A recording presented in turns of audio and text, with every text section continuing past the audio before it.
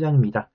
본 영상에서 제공해드린 정보는 투자 판단에 도움을 드리는 정보일 뿐 수익을 보장하는 내용은 아니니 투자 판단에 참고하시기 바랍니다.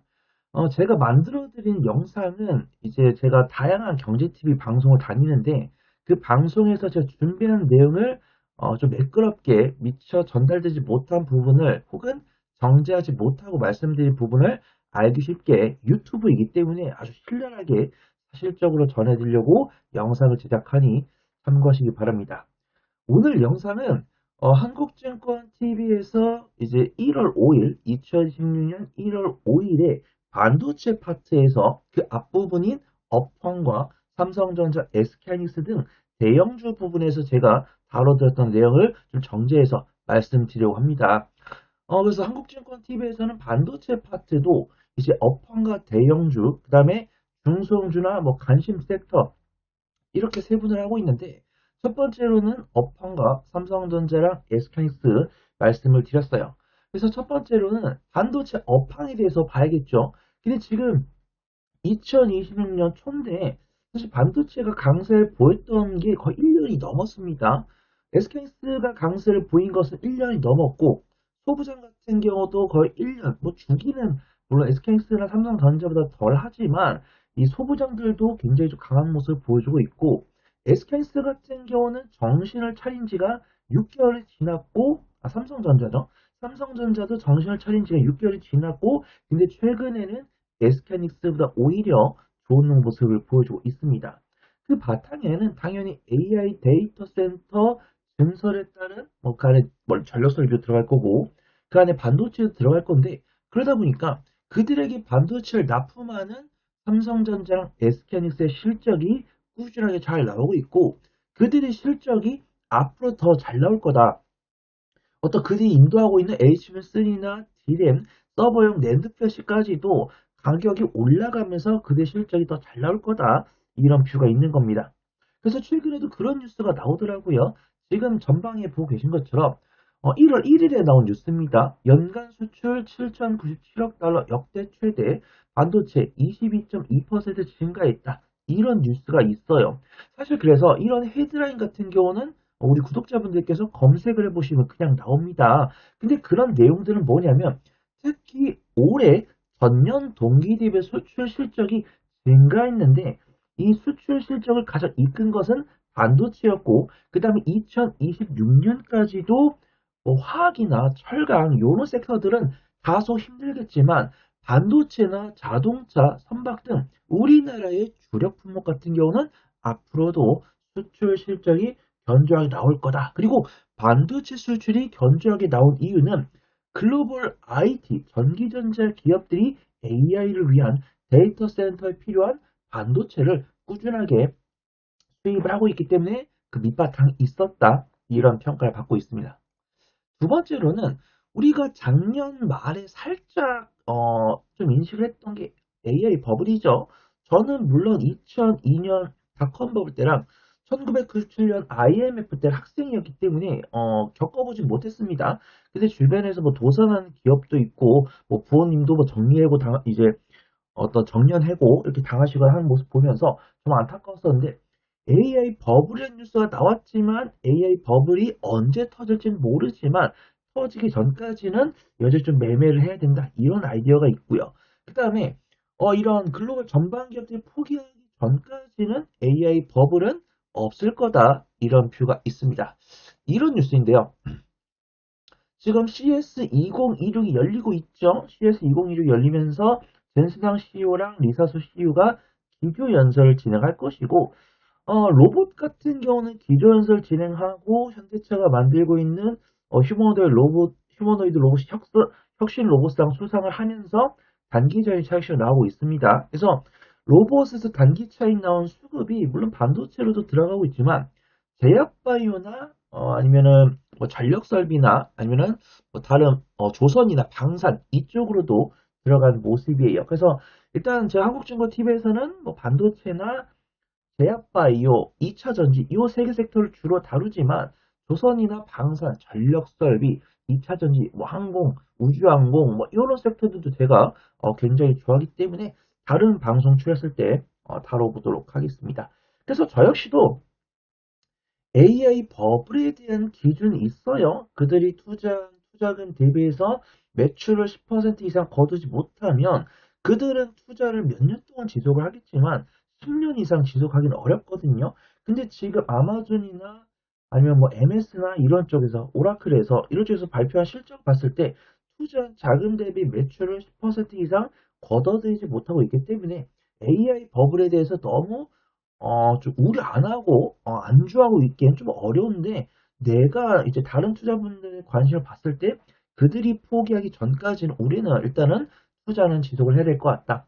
그래서 지금 뭐 JP 모건이나 이런 글로벌 IB에서도 물론 이 버블이라고 인정할 수 있다. 근데 이 투자를 하고 있는 기업들이 포기하지 않고 부채를 조달하면서 투자를 하지만 그들의 어떤 닷컴 버블에서 교훈을 얻었듯이 AI 산업에 대해서 가장 선도적인 위치를 갖기 위해서 요 정도는 좀 감수할 수 있다. 이렇게 이야기를 하고 있기 때문에 아직은 너무 포기할 필요는 없다라고 판단하고 있고요. 최근에 마이크론이 굉장히 강한 모습이죠. 뭐 마이크론 같은 경우도 사실 SK하이닉스보다는 뒤늦게 이 HBM 시장에 뛰어들면서 실적이 좀 크게 개선이 되고 있는데 SK하이닉스 같은 경우는 HBM3를 토대로 실적이 개선된 게 거의 5개 분기가 넘습니다. 근데 이제 삼성전자는 이번에 좀 어닝 서프라이즈 기록을 했고 이번 주 목요일에 또 실적 발표를 진행할 건데 뭐 HBM3 가격도 인상이 되고 있고 엔비디아발 HBM4 퀄 테스트도 굉장히 순항을 하고 있기 때문에 좋은 결과가 있을 거다라고 판단하고 있고요. 마이크론 같은 경우 마이크론이 만들고 있는 HBM3가 이미 엔비디아에 납품이 되고 있죠. 그에 따라서 마이크론도 SKX보다 늦었지만은 실적이 2개 분기 연속 향상이 되는 모습입니다. 그래서 엔비디아는 오히려 조금 횡보하는 모습인데 마이크론 오히려 바닥 대비 강하게 올라가는 모습이기 때문에 마이크론과 유사한 사업을 영위하고 있는 삼성전자랑 SK스 같은 경우는 그 낙수 효과를 얻을 거다 그렇게 평가를 하고 있어요. 근데 마이크론 같은 경우는 지금 11개월 선행포가 한 29 정도 되고 삼성전자는 12 정도, SK스는 7 정도 되기 때문에 그들의 상승 가능성은 상당히 높다 그렇게 평가를 하고 있습니다. 그래서 지금 보면은 삼성전자랑 SK하이닉스에 대한 리포트가 꾸준하게 나오고 있습니다. 요거는 이제 삼성전자랑 SK하이닉스 동반에 대한 두 종목에 대한 모든 리포트인데 삼성전자랑 SK하이닉스가 반도체 슈퍼사이클 지속이 되고 있고 글로벌 전방 기업들에 대한 HM3랑 HM4에 대한 수요가 지속되고 있고 이들이 판매하고 있는 메모리 반도체 가격이 이미 전년 동기 대비해서 거의 600%라고 할까요? 한 2달러 하던 게 2달러 하던 게 지금 9달러대 하니까 이제 400% 상승한 이 메모리 가격이 지금도 글로벌 IT 기업들한테 메모리 가격을 70% 올리겠다 이런 이야기를 했기 때문에 관련 종목들 실적은 꾸준하게 나올 거다라고 보고 있고요. 삼성전자 같은 경우도 목표가 18만 원 불원 리포트가 나왔습니다. 그 다음에 SK스 같은 경우도 목표가 80만 원 불원 이제 DS 증권에서 리포트가 나왔습니다. 그래서 저도 한번 삼성전자 SKS 봐보도록 할게요. 물론 이 한국증권TV에서 업로드된 영상을 봤을 때 제가 목표가 얼마 불렀는지 기억이 나실 겁니다. 우연히 저는 이 리포트를 보기 전에 말했거든요. 제가 삼성전자 목표가 18만 원, 그 다음에 SK하이닉스는 240만 원 불렀는데 솔직히 삼성전자 18만 원 갈 것 같은데 SK하이닉스 240만 원 갈지 그건 잘 모르겠습니다. 한 3, 4년? 만약에 2년 안에 AI 버블이 터지지 않으면 240만 원 가겠지만 저는 조금 시장을 보수적으로 보고 있기 때문에 너무 긍정적으로 보이지 않거든요. 근데 뭐 60만 원, 70만 원, 80만 원, 90만 원 이렇게 10만 원 단위로 돌파할 때는 제가 꾸준히 말씀드렸다시피 10만 원 단위로 돌파하고 추가 상승 나올 때는 그에 따라서 투자 전략을 꾸준하게 바꿔 나가야 된다. 그렇게 평가를 하고 있습니다. 차트 한번 보도록 할게요. 우선 삼성전자 같은 경우 제가 말씀드린 그대로죠. 2025년 2분기에 실적이 바닥을 다지고 그다음 3분기 어닝 서프라이즈 나왔잖아요. 근데 이미 이때 삼성전자 이재용 회장께서 이제 무죄 받으시고 그다음에 경영 일선에 복귀를 하시고 HBM3 같은 경우는 엔비디아에 납품을 하면서 실적이 반영됐죠. 그다음에 물론 HBM4 퀄테스트가 아직 통과가 안 됐기 때문에 실적 반영 안 됐지만 이들은 IT 글로벌 IT 전기전자 기업한테 인도하는 기름 가격을 70% 올린다고 했기 때문에 4분기 컨센서스는 3분기 대비해서 굉장히 견조하게 나올 거다. 이렇게 평가를 받고 있고 이 숫자가 계속 변하고 있습니다. 제가 분명히 어제 봤을 때는 11개월 선행포가 12 정도였는데 11로 떨어진 모습이죠. 이런 것들은 컨센서스가 변함에 따라서 증권사들이 수정을 하고 있습니다. 그 다음에 어제 같은 경우도 거의 코스피에 외국인 순매수가 거의 1주 후반대까지 들어왔죠. 1주 후반대까지 들어온 다음에 오늘 단기적인 차익 시장 나오는 모습입니다. 하지만 분봉 차트로 봤을 때 어제 외국인 강한 순매수 들어오면서 차익 시장 나오고 있는데 이 물량을 개인 투자분들이 받고 있겠죠. 개인 투자들이 강하게 받고 있는데 저는 일단 삼성전자 같은 경우는 오늘이 이제 화요일이고 이번 주 목요일날 실적 발표하는데 굳이 뭐 오늘 내일 사가지고 실적 발표 전에 뭐 수익 청산하자 이런 전략들보다는 일단 실적 발표 느긋하게 보시고 실적 발표 이후에 외국인과 기관이 단기적인 차익 실현 그치고 다시 들어올 때 그때 우리도 들어가자 이런 생각을 하고 있습니다. 그래서 제가 목표가 18만 원 말씀드린 이유는 TSMC가 퍼가 25 정도 돼요. 퍼가 25 정도 되는데 삼성전자가 11이고 TSMC가 2나노 파운드리를 시작을 했는데 물론 모든 물량을 다 할 수가 없죠. 그래서 뭐 ASE라든가 M코 등 이런 오사트 기업, 후공정 패키징 기업들한테 외주를 주고 있기 때문에 캐파 소화 못한 캐파를 삼성전자가 소화할 수도 있다. 이런 뷰가 있는 겁니다. 그래서 밸류에이션적으로 봤을 때는 삼성전자 같은 경우는 18만 원도 갈 수 있지 않을까 그렇게 보고 있어요. 그다음 하이닉스 보도록 하겠습니다. 일단 하이닉스는 오늘 수급이 굉장히 좋네요. 꾸준하게 최근에 사실 이 반도체 강세를 이끌었던 거는 SK하이닉스였는데 최근에 이재용 회장께서 나오신 다음에 HM3로 3분기 실적 어닝 서프라이즈 보여주고 워낙 삼성전자 캐파가 좋다 보니까 어떠한 성장성을 입고 새로운 어떤 매출 돌파구를 뚫었을 때는 SK하이닉스보다는 삼성전자 실적 퍼포먼스가 더 클 거다. 이런 이야기가 나오면서 SK하이닉스가 굉장히 소외되는 모습이었죠. 근데 확실하게 실적 발표 시즌 다가오고 삼성전자가 어제 강하게 상승을 하다 보니까 오늘 상대적으로 SK하이닉스가 강한 모습 보여주고 있습니다.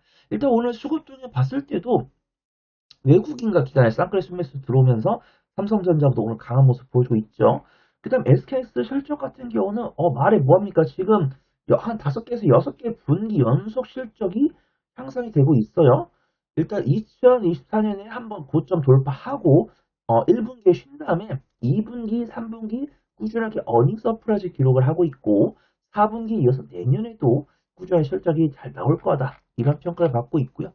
SK스 같은 경우도 12개 선행포가 8에서 9 정도까지 올라간 적이 있었는데 2025년 예상 실적 컨센서스가 증가하면서 이 12개월 선행포가 낮아지는 모습입니다. 그래서 마이크론의 11개월 선행포가 28, 29이기 때문에 SK니스가 퍼가 4분의 1이죠. 그래서 간단하게 71만원에서 곱하기 4를 해가지고 목표가를 뭐 240, 260, 280 이렇게 불렀지만 사실상 지금 사가지고 280만원까지 홀딩하자 이런 말씀 드린 건 아니고 양봉 나올 때 분할 매도하고 음봉 나올 때 분할 매수하자.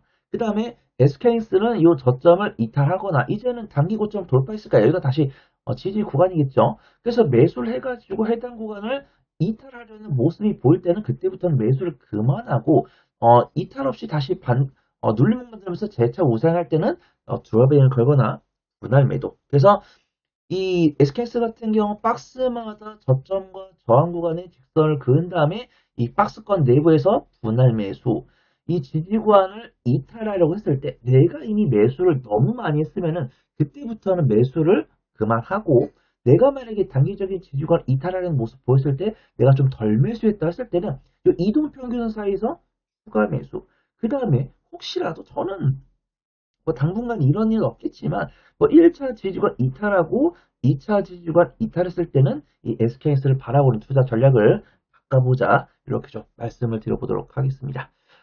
오늘 영상은 여기까지고요. 지금까지 제가 말씀드렸던 정보가 유익했다면 구독과 좋아요, 알림 설정 눌러주시고요. 부가적인 정보나 자세한 매매 전략 아니면 종목 상담이나 어떤 자문 이런 것들이 필요하신 분들 질의응답이 필요하신 분들은 영상 주석에 올라온 오픈 카톡방 링크나 영상 말미 우측 카드에 나오는 QR코드를 통해서 오픈 채팅방에 문의 남겨주시면 성심성의껏 답변 드리도록 하겠습니다. 주석을 못 찾겠거나 아니면 이게 폰을 사용하는 게 좀 어려워가지고 QR코드를 못 찍겠다라고 하신 분들은 카카오톡 오픈 채팅방 검색에 손열호 혹은 퍼플이 손팀장이라고 검색을 하시면은 제 얼굴이 달린 오픈 채팅방이 나오니까 거기 오셔가지고 저한테 문의를 남겨주시면 좋을 것 같습니다. 본 영상에서 제공해드린 정보는 투자 판단에 도움이 되는 정보일 뿐 어떤 수익이나 손실을 보장하지 않음을 다시 한번 말씀드리고요. 오늘도 성공 투자하시기 바랍니다. 저는 또 다음 영상에서 찾아뵙도록 하겠습니다. 감사합니다.